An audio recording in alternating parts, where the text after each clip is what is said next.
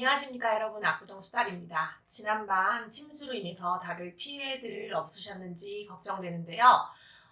지난밤에 각종 카톡방에서 올라오는 사진들을 보니까 어떤 침수 현장에서는 수영하시는 분도 계시고, 또 어떤 분은 구조를 기다린다고 차량 위에서 또 핸드폰을 보시면서 구조를 기다리시고 있는 분 등등 해서, 참 우리나라에서 사진 찍힐 수 있는 사진이 맞나라는 생각이 들 정도의 황당한 사진들이 많이 찍혀졌고, 또 걱정되는 부분도 많았었는데 오늘 어떠셨는지 또 궁금합니다.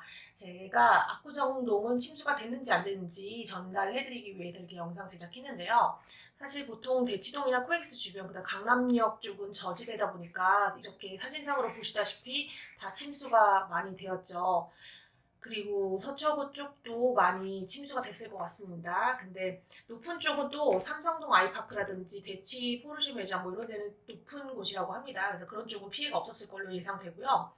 그다음에 이수역 되게 심하죠. 그다음에 구반포, 고속터미널, 세브란스 병원, 강남역 다 침수여가지고 뭐 방배부터 반포까지 아파트 지금 침수된 곳들이 곳곳에 있어서 또 고가 차량들 피해도 있었을 것으로 예상이 됩니다. 그래서 그 와중에서 또 압구정동은 침수가 됐을까 안 됐을까 다들 궁금해하시는데요. 압구정동은 지금부터 제가 오늘 아주 오전에 촬영한 영상입니다. 보여드릴 건데요. 자, 지금 보시는 것처럼 이렇게 깨끗합니다. 깨끗한데 이건 오전에 찍었는데, 그러면은 과연 여기 저녁 때 침수가 됐다가 물이 빠졌는지 안 빠졌는지 어떻게 아냐라고 하시는데, 사실은 거주하시는 분들께도 확인을 했는데 아무 문제 없었다고 하고요. 그다음에 그런 데는 또 이유가 있습니다. 자, 지금 보이시면은 여기 신현대 아파트와 미성 아파트 사이에 신사공원이라고 보이시죠? 여기 한강공원 잠원지구 해가지고 나가는 쪽 바로 전에 여기 신사공원이라는 곳이 있습니다. 여기 이 블럭에 이미 서울시에서 신사동 압구정도 일대 침수 피해 해소를 위한 지하 저류 시설 설치라고 해서, 이게 2013년도 8월 22일 이 계획을 발표를 하고 설치를 했습니다. 신사공원 지하에 도시계획시설 유수지 결정, 도시계획위원회 가결, 잠원 빗물 펌프장 한 곳에서 처리하던 우수를 신사공원 지하에 대형 저류시설을 설치해서 분산 처리함으로써 수해 방지 효과 증대 기대해가지고, 한마디로 신현대와 미성 사이에 있는 신사공원 지하에다가 유수지를 설치하고, 기존의 관로와 펌프장에 집중되어 있던 부하를 줄여 집중호우 시 병목 현상으로 인해 발생하는 신사동 광림교회 주변, 한남 IC 주변의 상습적인 침수 피해를 방지할 수 있게 되었다. 그리고 저류시설을 설치하고 창구에는 공원으로 복원하여 인근 주민들의 공원 이용에 불편함이 없도록 할 계획이다 라고 한 계획이 12년도에 이미 발표가 나와서 12년도에 24억, 13년도에 67억, 14년도에 186억 해서 총 사업비 277억 원 투여해서 만들어졌습니다. 유수지가. 그래서 실질적으로는 피해가 없었고, 꼭 이것뿐만 아니라 그 전에도 사실 이 압구정동의 땅값이 오를 수밖에 없었던 이유가 있습니다. 그래서 과거에 또 침수했던 침수지로도 알려져 있어서 값어치를 평가받지 못했던 압구정동이 어떻게 하다가 이렇게 우리나라에서 최고의 부촌이 됐는지 그 이야기도 또 첨부해서 이야기를 들려드릴까 합니다. 이 이야기는 지금 월간중앙에 있는 월간중앙에서 특별 인터뷰를 했는데요. 서울시 전 도시계획국장인 손정목 서울시립대 명예교수님께서 이제 인터뷰한 내용입니다. 사실 예전에는 강북이 훨씬 더 비싼 땅이었다고 다들 아실 거예요. 아실 건데, 뭐 아버지 세대 때는 강북이 최고였죠. 강북이 최고였는데 어느 순간부터 이제 강남 개발이 시작되었다라고 해서 경부고속도로, 서울과 부산을 연결하는 경부고속도로가 깔리고, 또 그 시발점이 되는 바로 이 압구정동 이쪽이 이렇게 또 땅값이 많이 오르게 되었는데, 그 자세한 내용을 이분의 인터뷰를 통해서 우리가 알아볼 수 있을 것 같아서 제가 지금부터 이야기 들려드리도록 하겠습니다. 1966년도 압구정동 땅 얼마일까요? 한 평이 짜장면 10그릇 값이었대요. 1966년도로 돌아갈 수 없다면, 네, 부모님께 다시 타임머신을 타고 돌아가서 꼭 사시라고 말씀드리고 싶은, 아니면 할머니 할아버지께. 네, 66년도에는 압구정동 땅이 한 평에 짜장면 10그릇 값밖에 안 했다고 합니다. 왜? 자주 침수되니까, 물이 자주 잠기니까. 1966년도 남서울, 그러니까 지금 강남을 개발해야 된다는 소리가 나오기 시작했다고 합니다. 강북이 인구, 토지 모두 포화 상태가 되니까 강남을 개발을 하자라는 얘기가 나왔고, 당시의 대통령이 박정희 전 대통령. 그래서 그 당시에는 다리가 2개밖에 없었다고 합니다. 근데 제3 한강대교인 한남대교를 착공하기 시작했다고 합니다. 그리고 2년 뒤에 이 다리와 이어지는 경부고속도로에 공사가 들어갔다고 해요. 이 두 사업이 강남 개발의 출발점이라고 하는데 땅값 폭등의 계기가 되었다고 합니다. 한남대교와 경부고속도로가 누구의 아이디어였냐면 바로 고박 전 대통령의 아이디어였다고 합니다.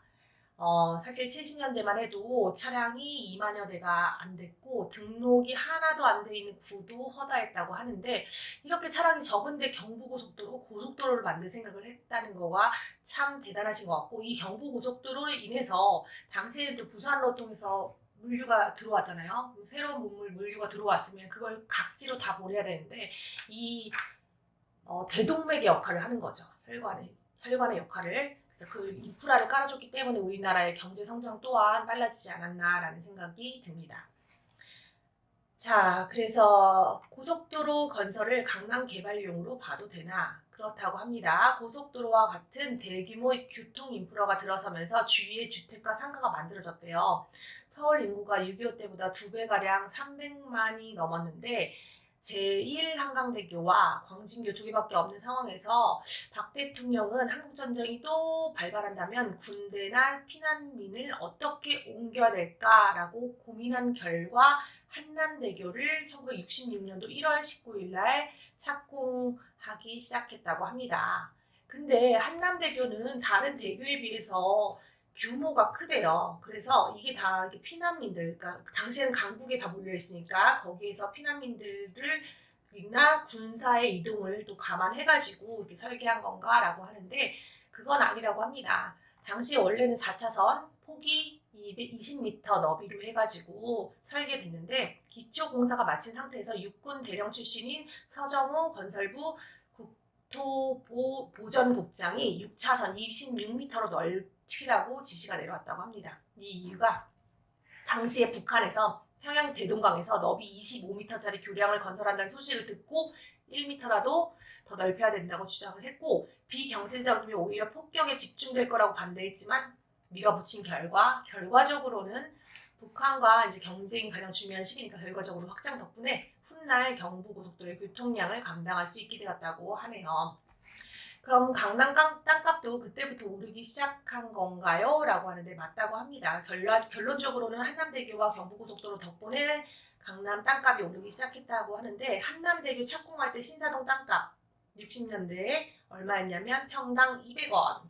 그리고 강북의 대표적으로 주택가인 신당동, 지금은 신당동 떡볶이밖에 기억을 못하지만 당시에는 고급주택이 주로 있었던 신당동, 거기 평당 가격이 3만 원이었다고 합니다. 압구정동과 신사동은 각각 400원 정도 했고요.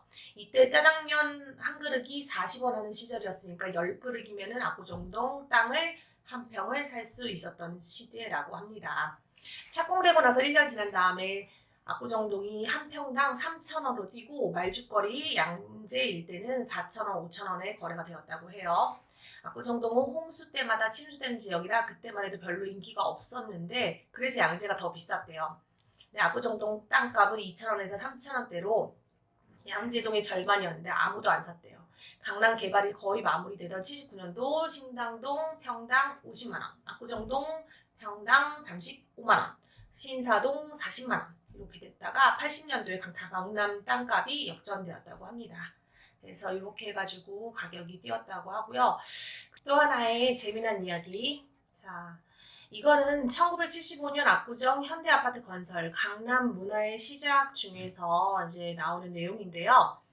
현대아파트는 현대 정주영 회장님의 작품입니다. 그렇죠? 현대 정주영 회장님께서 이제 현대아파트를 만드셨고 또 이게 강남의 또 상징, 압구정동의 상징이라고 볼 수 있는데, 이 현대아파트는 1960년도 정부는 한강의 홍수를 대비해서 수위 조절을 위해서 춘천에 소양강댐을 짓기로 했습니다. 그래서 건축, 건설 관련된 사람들을 불러서 소양강댐 건설 계획을 이야기했는데 정주영 회장은 그 계획을 듣고 서울 압구정동 주변의 땅을 사들이기 시작했습니다. 다른 건축업자는 소양강댐 건설에 어떻게 참여할 수 있을까 고민하고 있을 때 정주영 회장은 소양강댐 건설 준비를 하면서 압구정 땅을 사들인 거죠. 이때까지만 해도 압구정 지역은 여름마다 홍수가 나면 침수되곤 했는데 집이나 건물이 들어설 수 없었던 그런 지역이었다고 합니다. 소양강댐을 지으면서 압구정동 지역은 침수되지 않을 것이고 따라서 주택을 지을 수 있을 것이다 라는 판단을 해서 이때만 해도 아직 강남 개발 초기라서 사람들이 강남으로 이주하려는 것을 꺼려하던 그런 시대였대요. 그래서 아파트가 팔릴지 안 팔릴지도 의문이었던 그런 때였는데 현대는 당시 기준 최고급 아파트를 지었어요. 그리고 주요 권력층, 사회 인사에게 이 아파트를 싸게 분양했습니다. 자연스레 부유층이 이 지역에 몰리게 되었는데 그러면서 압구정과 청담동 지역에는 소위 부유층을 위한 상권이 형성되기 시작했다라고 1975년 압구정 현대 아파트 건설 부분 강남 문화의 시작이라는 책에서 이제 표현을 했는데요. 네, 어떤 사람들은 요 앞에 있는 것만 보고 있을 때 또 그것보다 조금 더 넓게 멀리 보시는 해안에 있는 분들은 또 다른 선택을 하는데 그 선택지가 또 이렇게 결과를 나중에 나비 효과처럼 또 그 결과물이 얼마나 큰지 또 알 수 있는 그런 내용이었고요. 이번에 침수 피해와 더불어서 압구정동은 침수가 과연 되는지 안 되는지 됐는지 안 됐는지 그 사실과 그 다음에 또 압구정동 이 침수 관련된 또 옛날 역사 이야기 들려드려 보고 싶어서 이렇게 영상 제작했습니다. 오늘도 침수 피해도 조심하시고요. 또 차량도 또 잘 운전하셔가지고 안전히 귀가하셨으면 좋겠습니다. 다음 시간에 또 좋은 정보로 찾아뵙겠습니다. 감사합니다.